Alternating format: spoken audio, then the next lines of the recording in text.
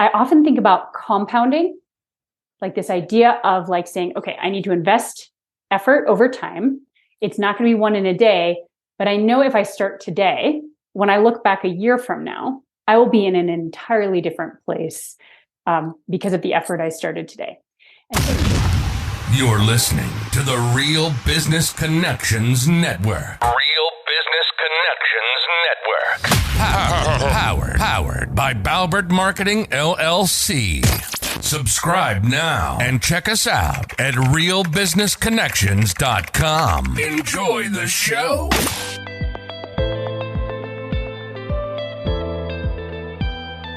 Welcome everyone to Learn, Speak, Teach, powered by Balbert Marketing, LLC. If you love to learn, be inspired, and succeed, we're here to speak and teach. I'm your host, Ben Albert. I believe if you're not living, you're dying. If you're not growing, you're withering. And if you're not engaged, you can turn this off right now. Because we here at LST are lifelong learners. And listen, I'm not your guru. I'm an ordinary guy on a journey to learn from the experts. My goal is to host each conversation with a beginner's mindset. Learn and let the experts speak and teach their truths. Join us! Oh yeah, and don't forget to subscribe. This episode is brought to you completely free. Get some stake in the game here. My fee for the show only takes a few moments. If you gain value from the episode, personally share with a friend and explain your favorite part. Bonus points. Please leave us a review on Apple, Google Podcasts, or anywhere you listen to the show. All right, let's get started. Welcome once again to Learn, Speak, Teach on the Real Business Connections Network. I am here today with Carla Fowler. Carla, what's up? How are you? I am doing great. It's good to be talking again. Yeah, I don't know if I'm going to do a blooper reel, but for people listening at home, I totally butchered the first quarter of this podcast. But Carla's super amazing, patient, graceful with me. You know what I'm realizing? We all have bad days and bad moments sometimes, don't we? Today I suspect we're going to talk a little bit about performance science, but one of the things that I think is so important that we often miss about high performance is high performance has tons of bloopers and days of bad performance that are sprinkled in all along the way. We just usually don't get to see them from, the uber successful person or the uber successful company. We just don't get to see them. So the statement of out loud, man, we all have off days. We have our blooper reels is so important to say.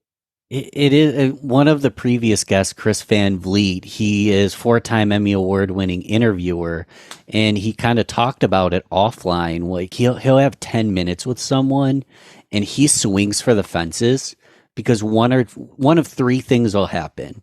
Either he asks the perfect question, gets a great answer. It's a quick, short soundbite. It can go viral. He can win Emmys for interviews. It's completely boring and is completely forgotten. Or he swings for the fences, strikes out, and they just don't air it. Mm-hmm. We only see the home runs. Yes. And yet one of the interesting things about the other two scenarios, and I think this happens... this comes up a lot in decision making. For example, if you're leading a company or you're leading your team and your effort, and you're trying to decide what to do. One of the interesting things that I always bring up or like to think about is this idea of when we need to ultimately decide and do something to learn something, and we all want it to turn out well. Of course we do. We want it to be the thing that gets us the Emmy or the equivalent in whatever is your line of work. But the learning of what didn't work is so important. And if we get stalled out at this decision phase because we're but I'm just so focused on this needs to be an Emmy and I want it to be an Emmy every time. It actually has a bigger negative impact than many of the that was blooper reel or that was just nothing. Moving on. You've got to Yeah. learn to do. Sometimes you'll fail. That's part of that learning experience on the journey. Mhm. Well, do you know, like scientifically, why that's the case? Well, I mean, some of it I think is just that if we're sitting in a room by ourselves agonizing, we're not actually getting any input from the real world about, Mm, because most things are a multiplayer game. Sometimes we think we can like control the universe from our, I mean, especially now that we work from home, like in our setups, right? But usually we have to, like, someone else is involved and we need to know, like, what do they think? Or will that customer buy our product? Will this potential customer be interested in the new stuff we've developed? Will that be a selling point or just a distraction? And we can't really figure that out often on our own. So I often talk about this, like, we have to run experiments to keep, to more or less like keep growing and learning. And I like the format of experiments, and because actually, my background is in science, and a lot of people have asked me, like, well, what does that have to do with like coaching? And the truth is that a lot of doing a PhD in a biological science was actually like learning how to think about a problem, and particularly like an unstructured problem, where my whole job was to try and figure out an answer that like nobody knew the answer for. And so part of that is learning to have that mindset of running an experiment. So the thing about an experimental mindset is that it mm, kind of takes some of the weight out of it, which is to say, all right, maybe it's an Emmy, maybe it's a like blah, boring, and maybe it's a, oh, we're cutting that. But you learn something and then you move forward and you can figure out what is the next experiment you need to run. mm, And I think it takes the pressure off needing the right answer, because in science, that wasn't really how we thought about things. There were some answers that were more lucrative than others. You know, if you solve something that gives you the Nobel Prize, yeah, like you're going to be more famous than, probably what my graduate research amounted to. But but you can always be learning, and the answers can always be really informative. So that's one of the ways I think about this, is this idea of like, in life, can we run good experiments? And if you can think about a decision as, what's the experiment I want to run? I think it really frees us up to like have more options, to think about it with a little more openness, and move forward more quickly and with more mm. specificity than if we're agonizing over outcomes. So you get to move quicker, more specificity, but really being like open to experience. Literally, like our every decision we make can be a science experiment. And we might have a hypothesis. And if Exactly. the hypothesis is incorrect, okay, let's figure out why it was incorrect, or maybe we didn't run it properly. Wow, so we get to be running experiments in almost any decision we make in life. Mm-hmm. Yes. Yeah, and some things it's true. Like if you're at the lunch counter, sometimes you just need to be like, I want salami. Like I whatever. I Yes. want a ham sandwich.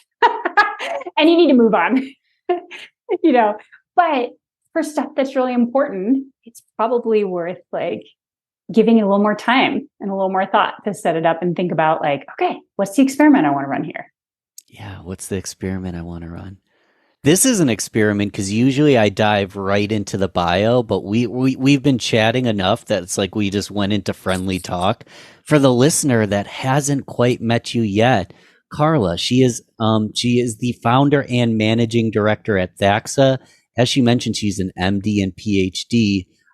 In founding THAXA, truly incredible boutique executive coaching firm that leverages the best ideas from performance science to help leaders around the globe.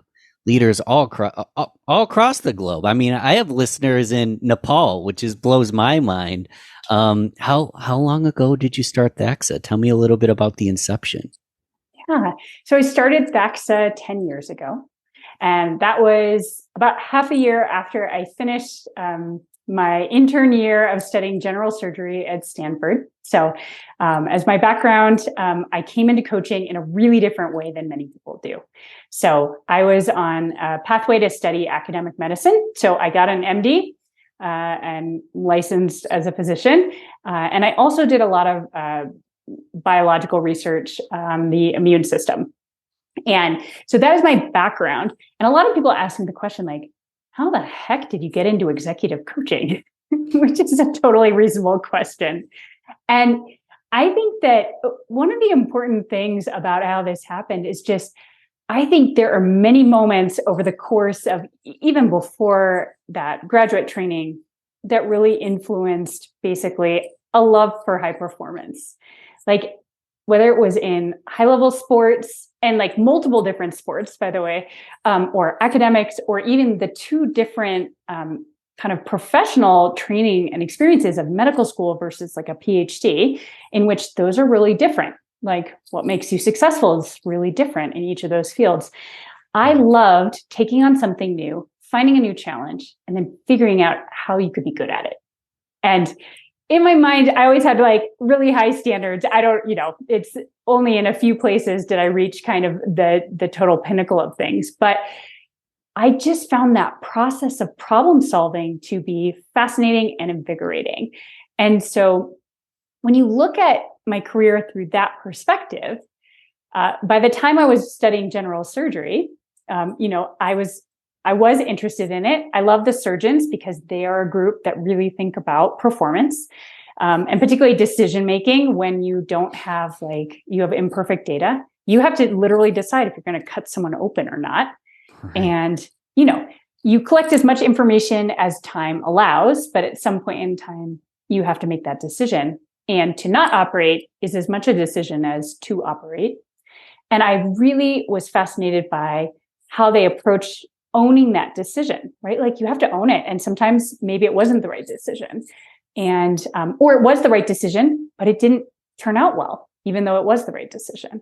And this is something actually Annie Duke in her book, Thinking in Bets, does a really wonderful job of describing how we need to not judge the quality of a decision necessarily by whether the outcome was good or bad. So I would say that a lot of surgical training was in decision making.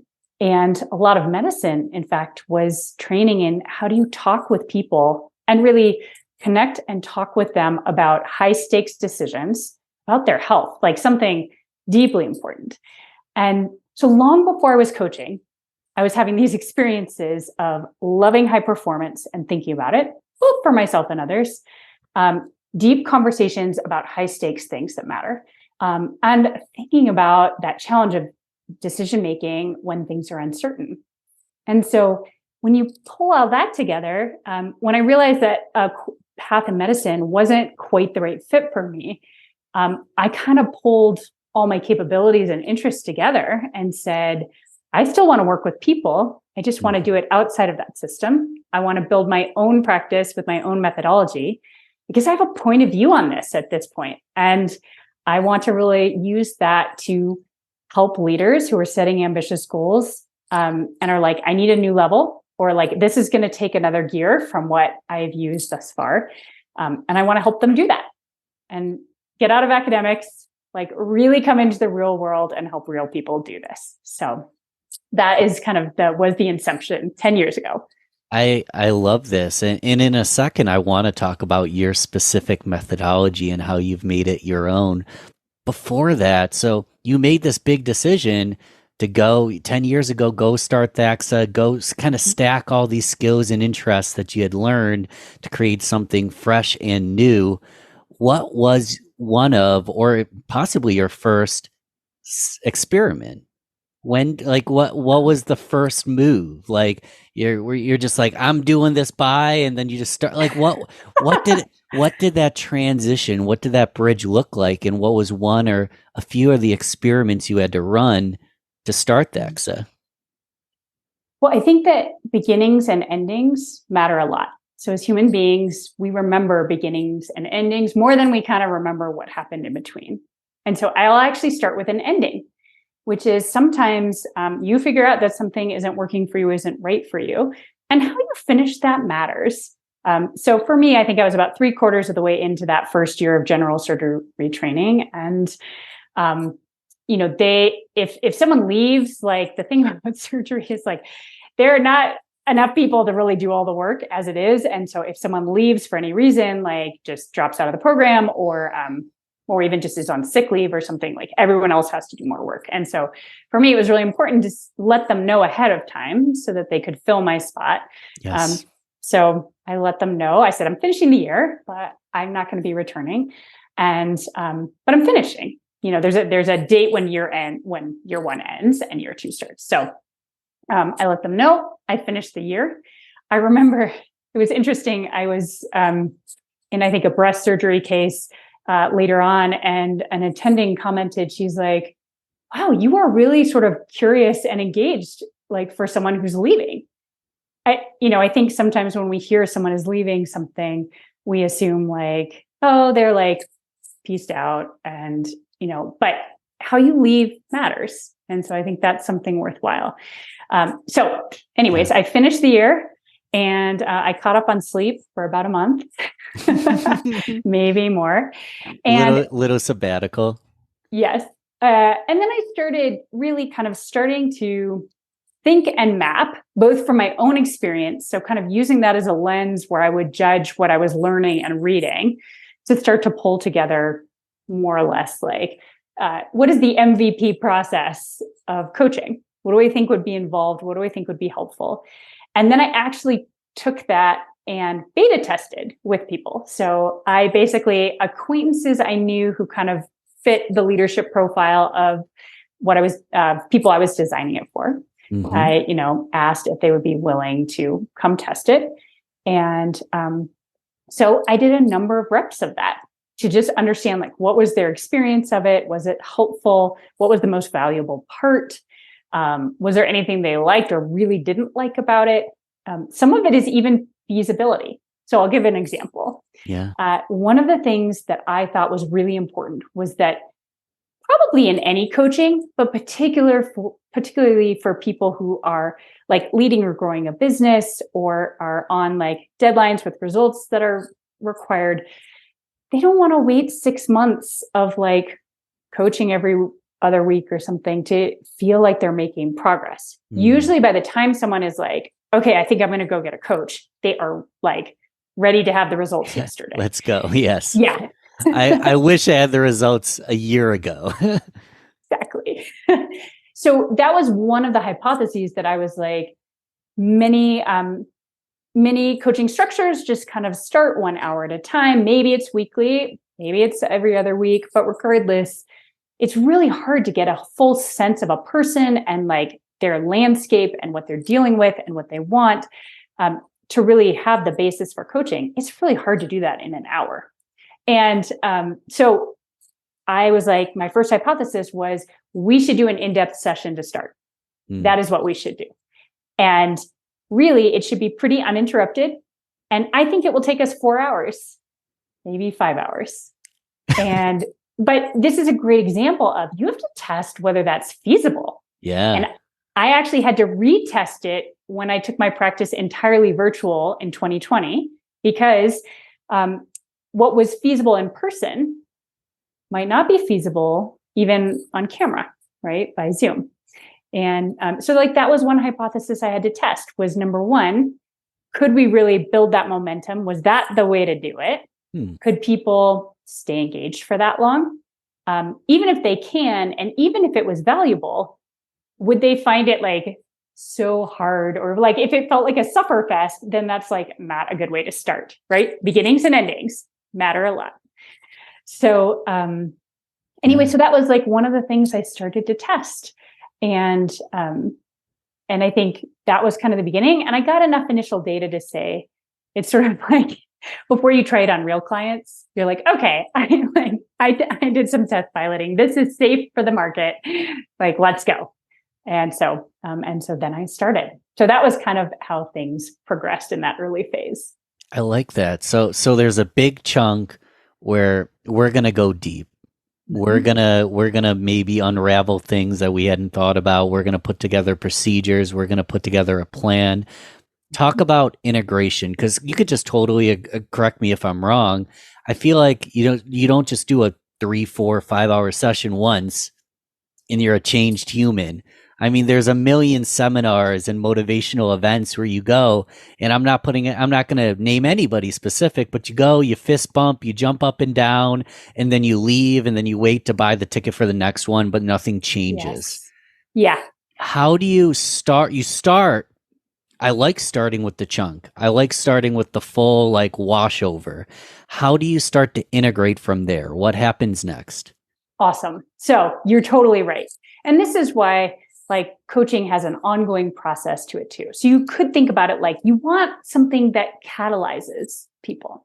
They've generally come in with either a pain point or a big opportunity that they're excited about. And so that's helpful, right? They've come in the door, they are personally motivated to some degree.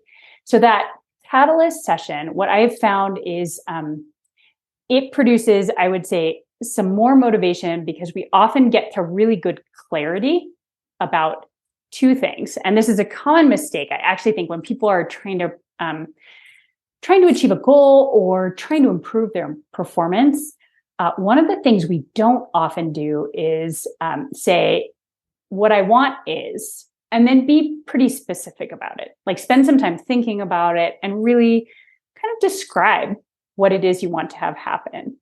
And sometimes we have like a wild, vague dream, or we have a pile of stuff we think we need to do to be successful. But what we don't have is kind of this connect the dots, clear, like explicit idea of what we want. And also what's most important that actually drives you towards that. Not all the things, but just what are some of the key drivers? And so that's what we do in that session. But you're right. You have to now like take that. And so people generally are feeling like kind of a weight lifted. They feel like they have more clarity. And that has some interesting effects on its own.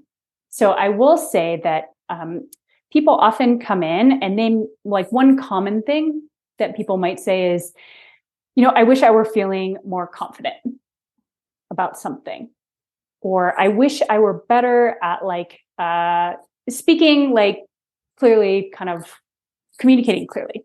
Mm-hmm. Another thing can be, I feel like I need to get my team aligned. Like I need to work on my team. Like stuff isn't, I'm trying to, have us be effective, but it feels like it's not effective. And these are kind of vague things, but here's something that I've learned over the course of my practice and the feedback that I get back is that when we have mental clarity, it actually solves a lot of problems that might not on the surface seem connected. So it's difficult to just have someone say like, be more confident. But it turns out if we know what we think and we have clarity about that, that often actually makes people feel more confident. It also makes their speaking more clear. So they appear to be better communicators. And then lastly, if you actually know where you're headed and what's most important for that with clarity, it's great. Like teams benefit tremendously from this when a leader has it. I worked with a nonprofit director who came back after that session, had shared the plan that we had pulled together that was like, what's the goal and what are the priorities with his team? And the team was like, we get it. And they were like, we also feel like we can see why we're important and we know what we own and we can see like, oh, I'm important because I do this thing. And that is where I can shine and help. And here's how that ties back to the goal. So that is just a story of like these funny secondary effects of having mental clarity to start. So that's like that beginning.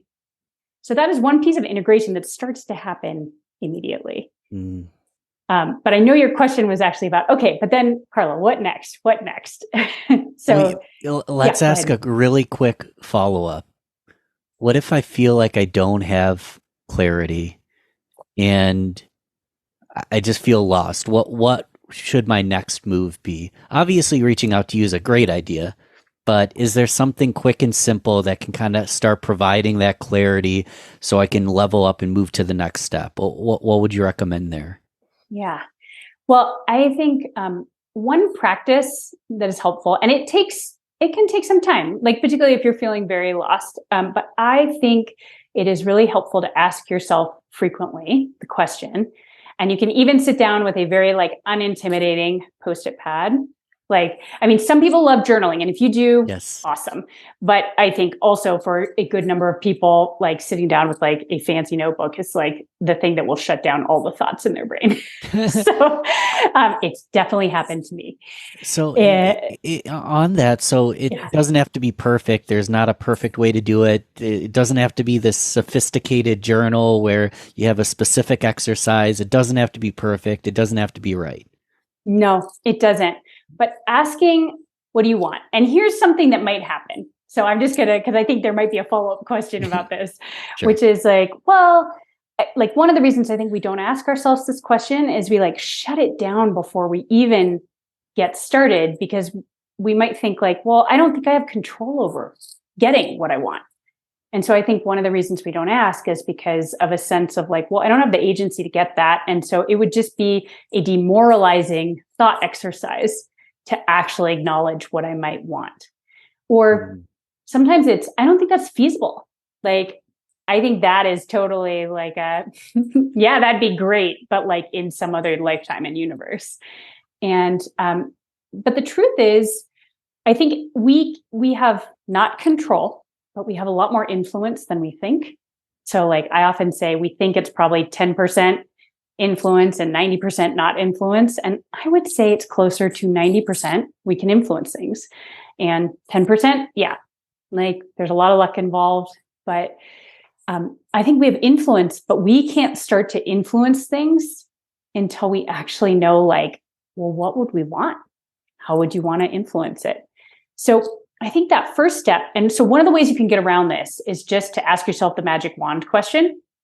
So just like for the moment, be like, I have a magic wand. I can wave it. I can overcome any obstacle. What would I want?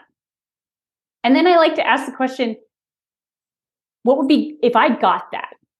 Like, what would be awesome about that? And also, actually, what would not be awesome about that? Like, can I think of things that maybe actually might not be great about that? And it's just to like balance, if you have a magic wand, like, and can have everything.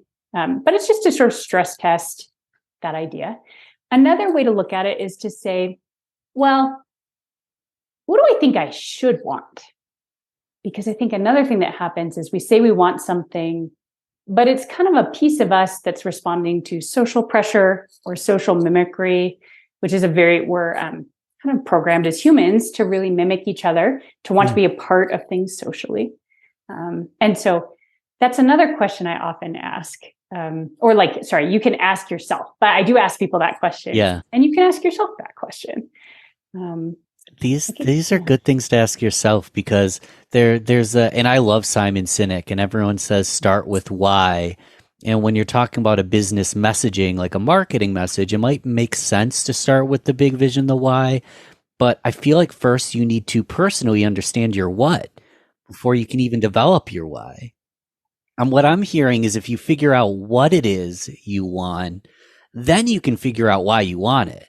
But let's figure out what first, then we can move into why and how. But so ask myself that question, what do I want?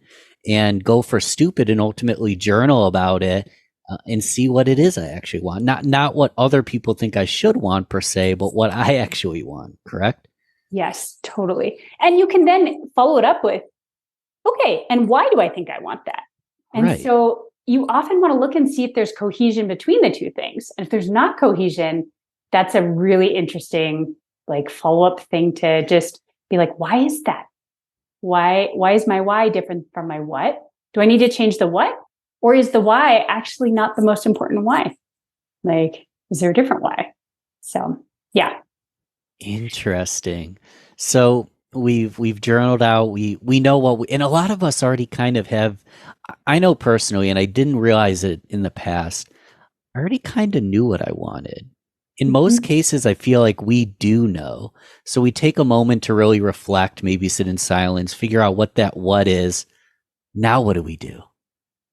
So I think the next best thing, and again, you can do it on a Post-it. Yes. I'm going to have to get, I have a pad right here. So. Oh, awesome. I like to ask the question to say like, okay, what is most important for that?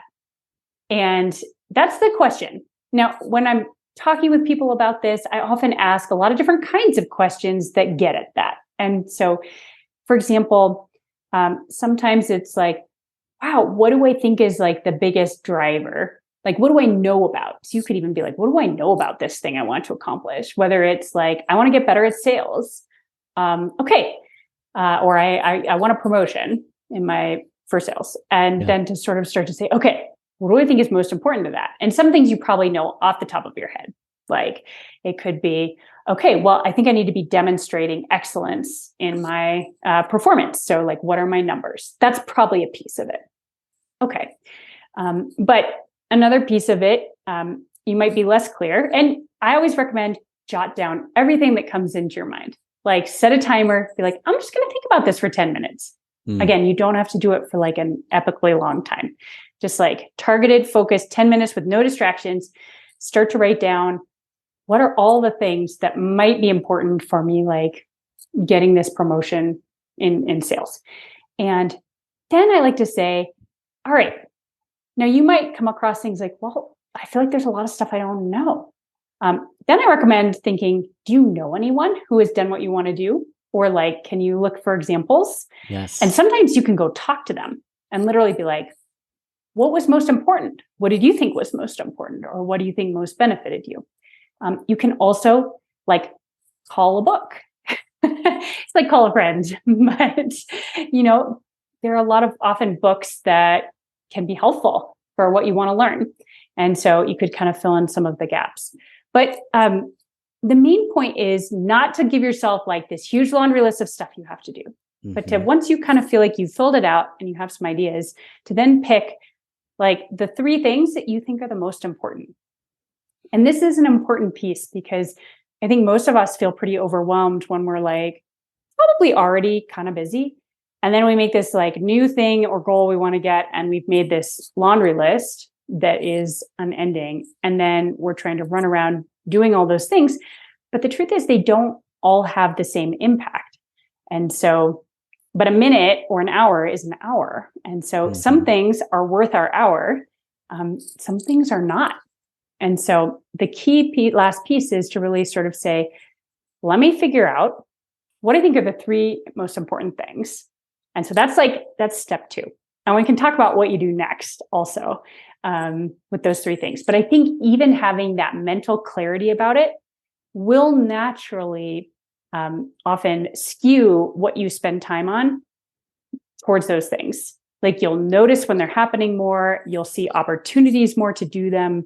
And so even at this stage, there is, if you have that mental clarity, there is some integration that starts to happen. It's all about the clarity. I like you mentioned you see the opportunities. You also mentioned we have people around us, surrounding us that can help us. Just kind of a side story. My girlfriend's in a very high management role, and she hates when someone just comes to her with a question without any context, like they didn't even try. And she's brilliant. She'll simply try and figure it out quickly and then have an answer, but they didn't try. So having that clarity where it's, hey, I'm doing this. You could even just blame someone. Hey, this Carla has me doing this exercise. I wrote down this, and this, but I have a blockage here. And I know that you're an expert in this category here. Can I ask you a quick question about it? I could use your advice. People are going to be so happy to help you. But the key here for me, what I'm bringing in is you have clarity. So when you do have an ask and you do have a question, you've already done the bits and pieces to gain that clarity to really like kind of be in a great place to hear the answer and then go implement it. I think I agree with everything you said. And it is interesting how we perceive others. So again, sometimes people are talking about like, I want to be perceived as senior enough, or I want people to think that I have some charisma, or, some of these kind of ambiguous terms that are hard to know how to embody them. But I believe one of the things that makes people seem confident, seem senior enough, and that we often sort of associate like a sense of like sort of power or gravitas with are people who have clarity. Like clarity, like, well, this is different than having an opinion. It's having a clarity and a point of view that comes from some thoughtfulness, like well thought out. And so it really does present ourselves in a different way, even when we're coming with a request. I feel like we're going through a massive program in a short interview, and I'm just like lobbing up the softball ones because my question is, what do I do next? So I have clarity. I've seeked help. I've read some books. I even went to the local library to check out a book. Wow, that's old fashioned, right? And I have a little bit of momentum here. But at this stage, most of us, we're not like unconsciously competent. We're still like kind of stuck in our head. We're still kind of being sciencey and trying to figure it all out. What can I do next to kind of get a little more clarity? And my goal is to be consciously competent in what I'm looking to achieve. Well, what's my next stepping stone? So I think the next stepping stone is to actually take those things you identified. That you're like, okay, I think these are my target areas. So in a broad sense, I want to spend and invest more time and thinking in these areas because I think they're going to give me a bigger impact than spending that time elsewhere. The next step, I think, is to actually say, okay, concretely, what would it look like to get started on this? Or concretely, what would it look like to, actually, there's sort of three parts, but I often look at things and say, very few things are like gained in a day, right? True. Particularly like if you're building a skill set, something that really matters. Often it's not something that's like just easy or like, great, I did a 1-hour seminar and now I'm a pro.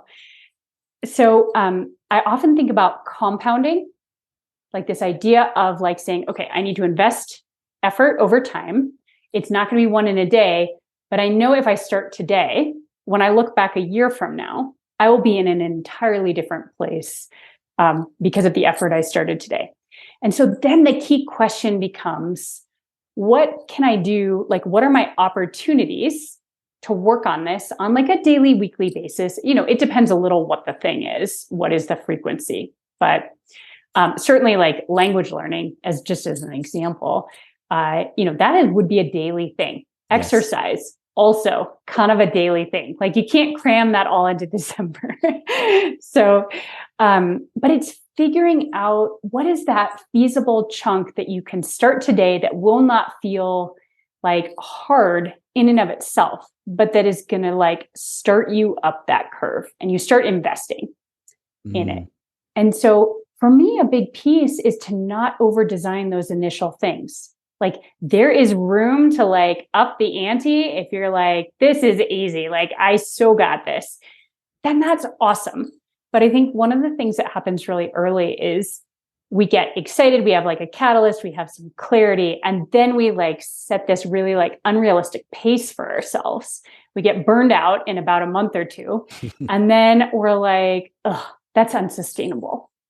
And for something to be compounding, it has to be sustainable. And so that's why I really like this saying, how do you get started?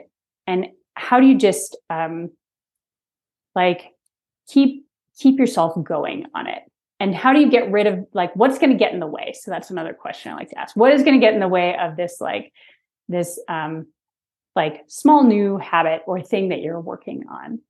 And so that is, I have this thing that I call like the 90-90-90. Okay. And that is like, it's like how people, when you're starting to compound and implement, right? This is like how, like the curves of like people kind of falling off. So like 90% like of us for something, whatever it is in our lives, like don't ever start. We have the idea, but we like never get started on it. So getting started is critical. We're back to beginnings and endings. So like, and starting at a level that doesn't immediately turn you off of the thing. Okay. Then once you get started, you have to just figure out how you can keep going. This isn't even thinking about improving yet. It's just, how can you keep practicing? And like 90% of people who get started, like at some point, it's not sustainable and they don't see results soon enough and they kind of stop. And the last 90 was the second 90 days? It's not really about days as much as it Oh, just is like a percentile of got like, it. So 90% drop off literally immediately. Then the next stage is another 90%. yeah. And And now we're then on to the third now stage. we're Got on it. to the third stage. And for the Well, one person still with us. I know, right?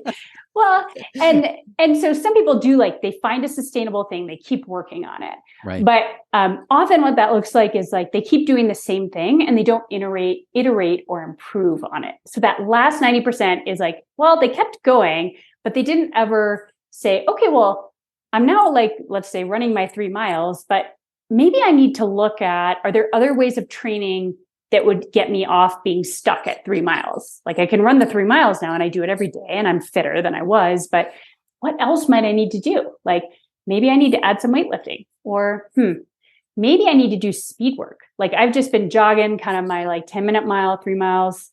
But maybe I actually need to stop running 3 miles and run a few sprints instead. Sprints, yeah. I don't know, like these orthogonal or different ways of iterating and thinking about the thing you're doing, so that it isn't just you start compounding and you keep doing the same thing over and over and over again. You have to start like kind of iterating and thinking about like, okay, now that I'm really good at just doing this thing, how might I change it up to get even more benefit? And so that's a lot of how I think about, okay, once you've decided what you want to do, how can you you have a particular task for a particular time. When you're starting, you're just starting. Just think about how to get yourself started in a really good way. Then you got to think about, don't worry about improving yet. Just figure out how to keep going. And then it's really that last phase where it's like, once you feel really confident, you're like, nope, I'm doing this thing. I like it. I'm like comfortable with it. How can I now start to push at the edges and think about what it would look like to improve it more? I like that because so in a lot of cases, we might not get through the end, but that's probably a good thing because if we're being a scientist and trying different things, things that aren't serving us are going to drop off. But once we figure out what that one thing is, it could be 2, 3, 4, but I'm going to focus on that one accomplishment at a time. Yeah. Then I can go all in with confidence that I can be successful in it. Yeah. And like as human beings, like we are actually natural learning machines and we want to win. Like that's just a fundamental belief I have about us is like everybody wants to win. You know, we acquire different ideas or beliefs that sometimes make it seem like that's not the case. But at the end of the day, I think we like to be learning. We like to see ourselves overcome challenges and accomplish things.